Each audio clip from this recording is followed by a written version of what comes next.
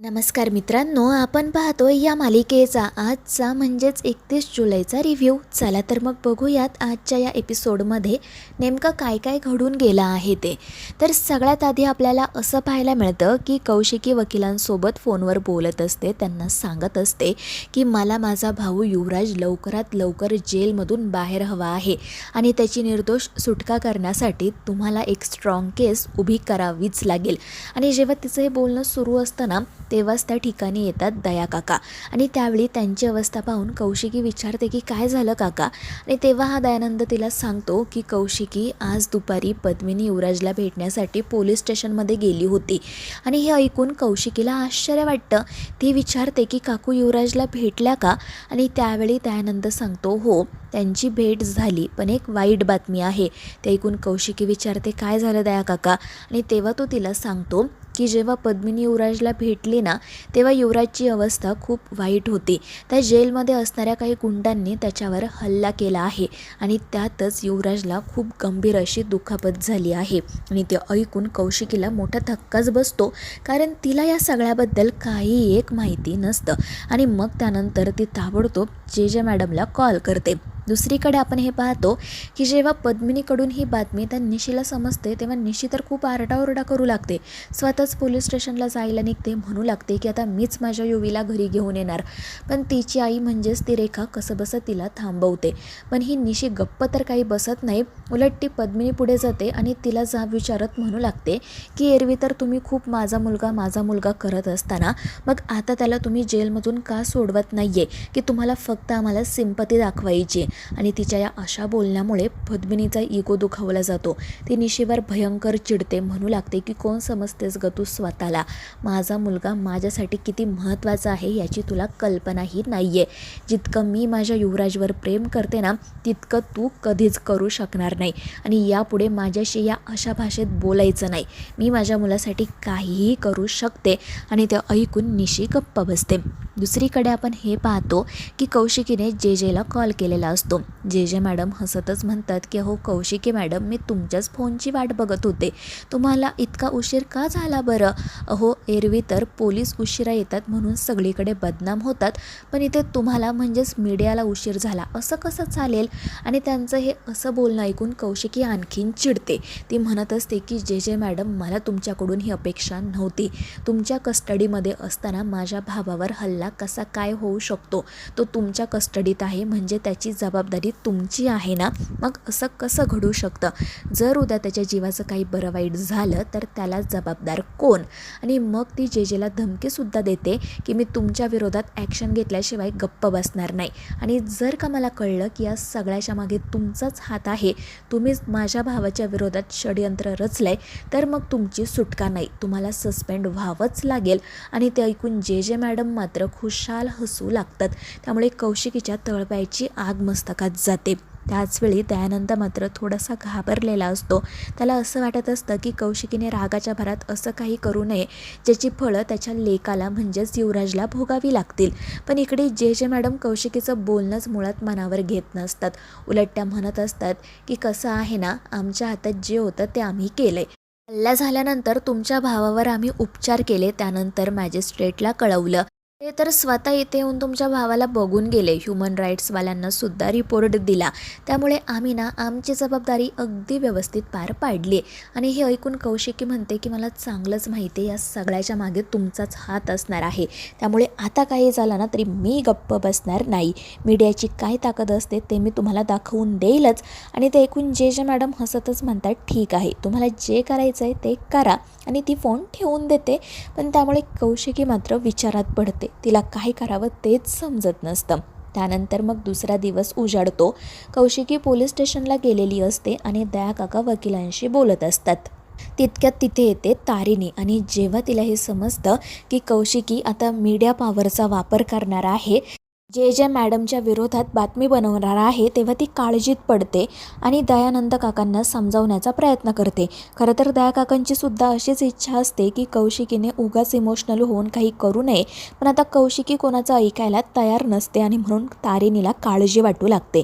दुसरीकडे कौशिकी ऑफिसमध्ये श्वेताला सांगत असते की मी थोड्या वेळानंतर पोलीस स्टेशनला जाणार आहे, तिथे जे काही घडेल ते मी तुला कळवेल. आज आपल्याला त्या जे जे मॅडमच्या विरोधात रिपोर्ट बनवायचा आहे.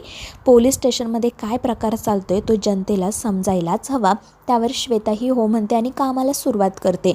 पण कौशिकी मात्र खूप जास्त विचार करत असते, तिला खूप भीती वाटत असते, काळजी वाटत असते. मग तिथे येतो केदार.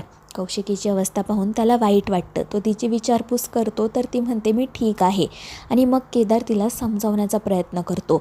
तो म्हणत असतो की ताई, तुला युवराजची काळजी वाटते हे मी समजू शकतो, पण हे बघ, आपण इमोशनल होऊन किंवा रागाच्या भरात असा प्लीज कोणताही निर्णय घ्यायला नको ज्याची फळं आपल्याला नंतर भोगावी लागतील. आणि त्यावेळी कौशिकी म्हणते की केदार, मला तुझं म्हणणं समजतंय, पण आता मी जे काही करणार आहे ना ते विचारपूर्वक करणार आहे.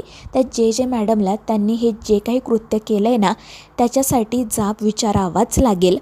आणि मग ती केदारचं काही एक ऐकून न घेताच थेट पोलीस स्टेशनला जायला निघते. त्यामुळे केदार मात्र काळजीत पडतो. त्यानंतर तो सुद्धा लगेचच घरी येतो आणि मग त्यानंतर आपण पुढील सीन असा पाहतो की केदार आणि तारिणी घरातील सगळ्यांचे फोटो बारकाईने पाहत असतात आणि एकमेकांशी बोलत असतात. त्या दोघांना ना हे समजतच नसतं की घरातील अशी नेमकी कोणती व्यक्ती आहे जी या सगळ्याच्या मागे आहे. असं नेमकं कोण आहे ज्याला युवराजच्या सुटकेमुळे फायदा होणार आहे. त्यानंतर मग आपण पुढील सीन असा पाहतो की चक्क पद्मिनी जे जे मॅडमला भेटण्यासाठी पोलीस स्टेशनमध्ये आलेली असते आणि ती थेट त्यांच्या केबिनमध्ये जाऊन बसते.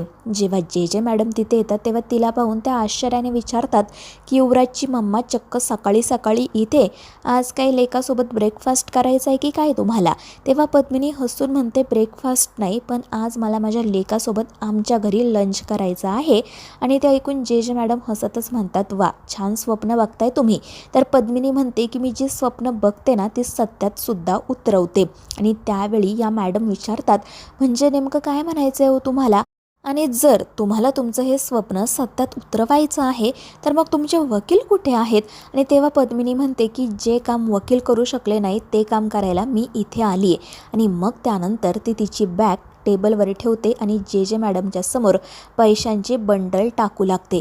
आणि एक एक बंडल ठेवत असताना ती म्हणू लागते की हे पैसे आहेत माझ्या युवराजच्या सुटकेसाठी, तुम्हाला हवेत तितके पैसे घ्या आणि माझ्या मुलाला इथून सोडवा. आणि ते ऐकून त्या जे जे मॅडमच्या तळपायाची आग मस्तकात जाते. दुसरीकडे आपल्याला हे पाहायला मिळतं की केदार आणि तारिणी घरातील प्रत्येक व्यक्तीच्या फोटोकडे अगदी बारकाईने पाहत असतात. गुलाब ज्या व्यक्तीबद्दल सांगत होता ती व्यक्ती नेमकी कोण असेल असा ते दोघे विचार करत असतात. त्यांना खरं तर काही एक अंदाज लागत नसतो. त्यानंतर पोलीस स्टेशनमध्ये आपल्याला असंही पाहायला मिळतं की ही जी कौशिकी असते ना ती सगळ्या मीडियाला घेऊन तिथे आलेली असते. तिला काहीही करून जे जे मॅडमला भेटायचं असतं, त्यांना जाब विचारायचा असतो, पण पोलीस कौशिकीला काही आतमध्ये जाऊ देत नाही. त्यामुळे कौशिकी चिडून म्हणते की जर तुम्हाला आम्हाला आतमध्ये सोडायचं नसेल ना तर त्या जे जे मॅडमला बाहेर बोलवा, आज त्यांना आमच्या प्रश्नांची उत्तरं द्यावीच लागतील. पण एक कॉन्स्टेबल तिला सांगतो की मॅडमने स्पष्ट सांगितलं आहे की त्या मीडियाला उत्तरं द्यायला बांधील नाही आहेत. दुसरीकडे आपण हे पाहतो की पद्मिनी खांडेकरने जे जे मॅडमला लाच देण्याचा प्रयत्न केलेला असतो आणि त्यामुळे जे जे मॅडम खूप चिडतात. पद्मिनीने टेबलवर जे काही पैशांचे बंडल ठेवलेले असतात ते सगळे पैसे त्या पुन्हा पद्मिनीच्या पर्समध्ये टाकतात आणि म्हणतात की हे सगळं घ्यायचं आणि इथून निघायचं, मला पैशांची हाऊ नाही आहे. त्यामुळे जर पुन्हा असं काही करण्याचा प्रयत्न केला ना तर तुम्हाला तुमच्या मुलासोबत जेलमध्ये टाकेल, एवढं लक्षात ठेवा. मग 7 वर्ष काही तुमची सुटका नाही. आणि त्यांची ती धमकी ऐकून पद्मिनी थोडीशी घाबरते, पण ती शांतपणे पुन्हा एकदा त्यांच्याशी बोलायचा प्रयत्न करते. पण जे जे मॅडम अक्षरशः तिला हाताला धरून तेथून हाकलून देते आणि त्यामुळे पद्मिनी ही खाली मान घालूनच तेथून निघून जाते.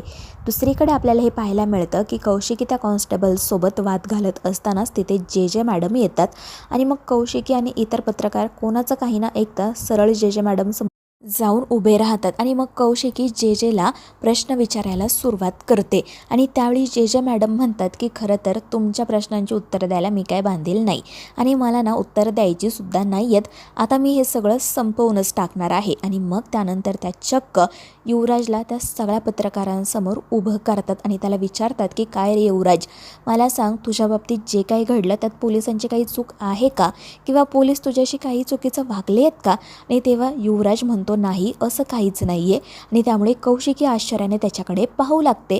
तर ही जी जे मॅडम असते ना, ती गालातल्या गालात हसत असते. आणि मग त्यानंतर आपल्याला एक धक्कादायक गोष्ट समजते. खरं तर जेव्हा पद्मिनी ती पैशांची बॅग घेऊन परत घरी जायला निघालेली असते ना, तेव्हा या जे मॅडम तिच्या आधीच तिच्या गाडीत जाऊन बसलेल्या असतात. आणि त्यांना पाहून पद्मिनीला थोडंसं आश्चर्य वाटतं. ती घाबरून विचारते की तुम्ही इथे काय करताय? आणि तेव्हा ही जे मॅडम म्हणते की पद्मिनी मॅडम, तुम्हाला ना सौद्याची माणसं बरोबर कळतात, पण कुठे सौदा करायचा ते काही समजत नाही. अहो, ही कशी मस्त जागा आहे आपल्या सौद्यासाठी.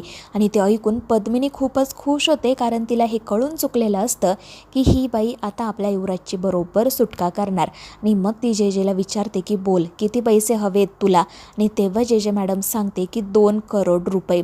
आणि तेव्हा पद्मिनी तिने जी बॅग आणलेली असते ती जेच्या हातात ठेवत म्हणते, यामध्ये 4 करोड रुपये आहेत. आता तुला माझ्या मुलाची सुटका करावीच लागेल, पुन्हा त्याच्या वाटेला जायचंही नाही. आणि तेव्हा जे मॅडमही हसतच म्हणतात की वा, हेच तर हवं होतं मला.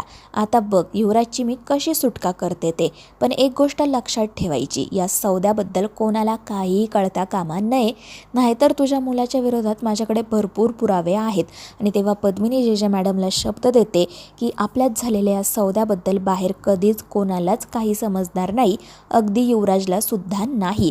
फक्त आता तो या सगळ्यात अडकता कामा नये. आणि त्यावर जे मॅडमसुद्धा हो म्हणतात आणि ते पैसे घेऊन हसतच तेथून निघून जातात.